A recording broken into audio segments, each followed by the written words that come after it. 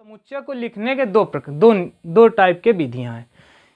Roster विधि जिसे श्रृंखलाबद्ध विधि कहते हैं, और रोस्टर विधि और समुच्चय के निर्माण रूप। तो रोस्टर विधि या श्रृंखलाबद्ध विधि या रोस्टर रूप। तो समुच्चय को लिखने के दो नियम हैं। तो क्या लिखेंगे? किसी भी समुच्चय को निरूपित करने के लिए, सही वर्ड है, निरूपित करने के लिए दो विधियां हैं। ठीक है, किसी भी समुच्चय को निरूपित करने के लिए दो विधियां हैं।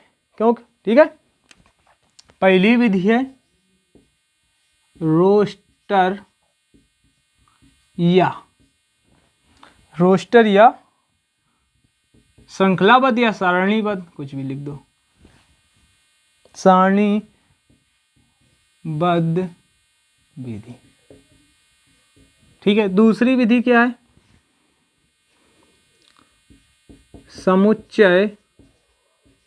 समुच्चय निर्माण विधि।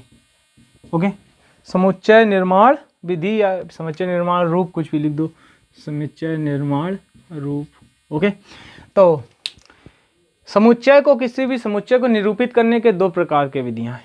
एक रोस्टर या सारणीबद्ध विधि, एक समुच्चय निर्माण रूप विधि। ओके, समुच्चय निर्माण रूप विधि। ओके, आगे बढ़ते हैं। तो रोस्टर विधि क्या होती है, सारणीबद्ध विधि, और ये समुच्चय निर्माण रूप क्या होता है, दोनों हम बारी बारी से सीखेंगे। चलो स्टार्ट करते हैं। तो किसी भी समुच्चय को लिखने के लिए दो विधि होती है, रोस्टर निर्माण विधि, रोस्टर विधि या सारणीबद्ध विधि, या दूसरी विधि समुच्चय निर्माण रूप विधि। ओके, आगे बढ़ जाते हैं। तो आगे बढ़ते हैं, तो चलो, पहली विधि है रोस्टर या सारणीबद्ध,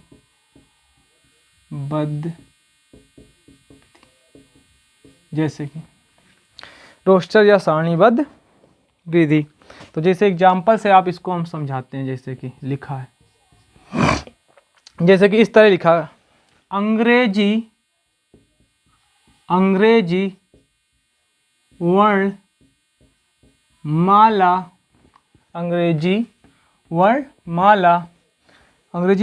के सभी स्वरों का समुच्चय।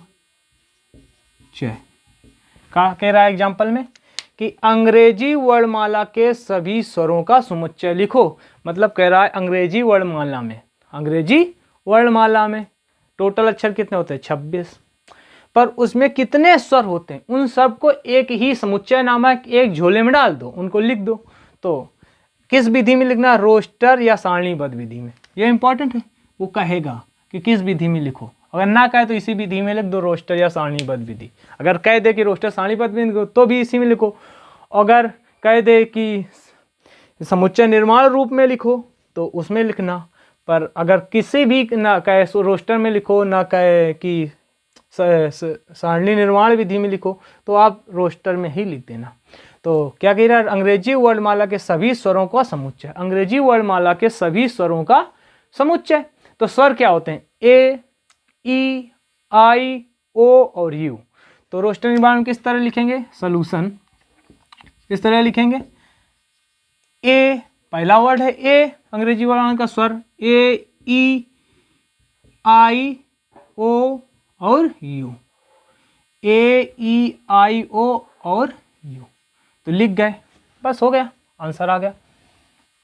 तो यही रोस्टर विधि। रोस्टर एग्जाम्पल आ गया, अंग्रेजी वर्णमाला के सभी स्वरों का समुच्चय। तो रोस्टर विधि में किस तरह लिखेंगे? ए, ई, आई, ओ, यू, और इसको समुच्चय बना देंगे, एक झोले के अंदर डाल दिया सारे वर्ड जो लेने थे हमके, अंग्रेजी वर्णमाला सभी स्वरों का समुच्चय। अब इसी क्वेश्चन को अगर हमें मान लो किस विधि से करना है, इसी से हमको करना है समुच्चय निर्माण विधि। कौन सी विधि? समुच्चय निर्माण विधि से, समुच्चय निर्माण रूप से। ठीक है, तो कैसे लिखेंगे इसी को कि समुच्चय निर्माण रूप से लिखो, सेकेंड विधि। इसी को अंग्रेजी वर्ण आ गया सभी स्वरों का समुच्चय, तो कैसे लिखेंगे, इसे वी से प्रदर्शित करके लिख सकते हैं। और क्या लिखेंगे, x such that x, x such that x. ठीक है, अंग्रेजी वर्णमाला, अंग्रेजी वर्णमाला का स्वर है, अंग्रेजी वर्णमाला का एक स्वर है। और इसको बंद कर देंगे। देखो कहने का मतलब यू इक्वल टू लिख दिया, डिनोट करने का रूप है x such that, x such that मतलब यक्स जो है अंग्रेजी वर्णमाला का एक स्वर है। एक स्वर का मतलब कि स्वर जितने हैं ए ई आई ओ यू सारे स्वर इसी में आ गए, यक्स स्वर है। कोई भी स्वर हो सकता है, ए हो सकता है, ई आई ओ जितने स्वर हैं अंग्रेजी वर्णों में 5 है, पांचों आ गए। तो समुच्चय निर्माण रूप में इस तरह का यक्स सच दैट अंग्रेजी वर्णमाला का एक स्वर है। जरूरी नहीं कि आप यक्स सच दैट ही लिखें, यक्स की जगह आप ये भी लिख सकते हैं कि वाई सच दैट वाई। ठीक है, ये लिख सकते हैं, या आप इस तरह भी लिख सकते हैं, मान लो जेड सच दैट जेड, कोई भी शब्द ले सकते हैं आप। तो हमने यक्स यक्स ले लिया, कोई उसमें दिक्कत वाली बात नहीं। तो चाहे यक्स सच दैट यक्स लो, चाहे वाई सच दैट वाई लो, चाहे जेड सच दैट जेड ले लो, चाहे और कोई भी शब्द लेना चाहो आप। तो यक्स सच दैट अंग्रेजी वर्णमाला का एक स्वर है, तो इसको समुच्चय निर्माण रूप में इस तरह से लिखेंगे। तो आई होप आपको यह समुच्चय निर्माण विधि और रोस्टर विधि समझ में आई होगी, किस तरह से समुच्चय को निरूपित किया जाता है, लिखा जाता है समुच्चय के रूप में। समुच्चय तो समझ गए होंगे क्या है। तो चलो इसके कुछ एग्जाम्पल्स और कर लेते हैं, फिर आगे बढ़ते हैं। ठीक है,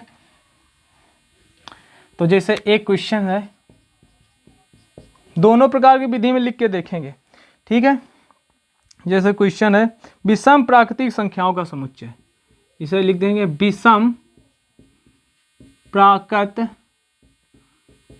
संख्याओं का समुच्चय। ओके, विषम प्राकृत संख्याओं का समुच्चय। तो आप किस तरह लिखेंगे, देखो पहली विधि क्या है, रोस्टर, रोस्टर विधि में,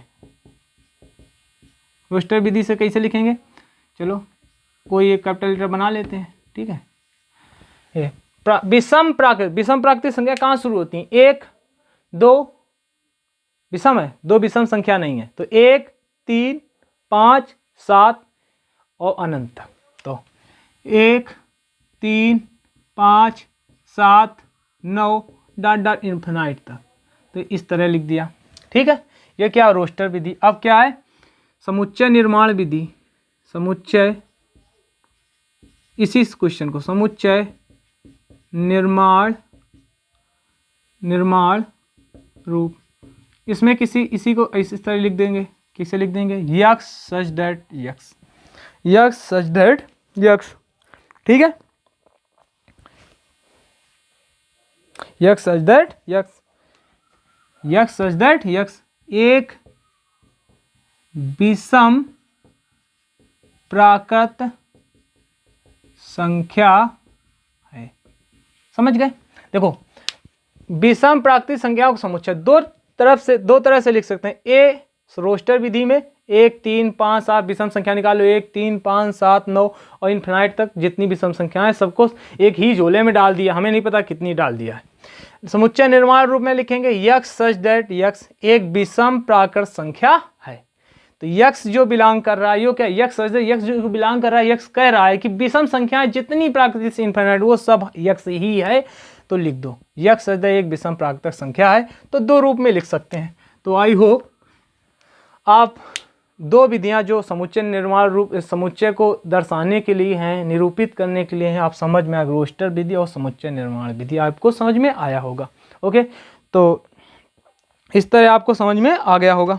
चलो एक आध क्वेश्चन और कर लेते हैं, और इस तरह से आपका एनसीईआरटी जो 1.1 लेसन है, फर्स्ट का चैप्टर 1 का 1.1 जो क्वेश्चंस का पूरा चैप्टर है, तो उसमें उसके सारे क्वेश्चन इतने ही कॉन्सेप्ट से हो जाएंगे आपके। और दूसरी विधि है जो RS अग्रवाल या RD शर्मा या ML खन्ना, कोई भी आप बुक लगा रहे हैं तो उसके भी सारे क्वेश्चन हो जाएंगे इसी विधि से। सारे क्वेश्चन जो पहले हैं शुरुआती के, बेसिक के हैं, जो कॉन्सेप्ट के हैं, ठीक है। और इसके एक दो एग्जाम्पल और हम देख लेते हैं और फिर आगे बढ़ जाते हैं और अगले दिन टाइप्स ऑफ समुच्चय की बात करेंगे। चलो तो एक क्वेश्चन है कि समीकरण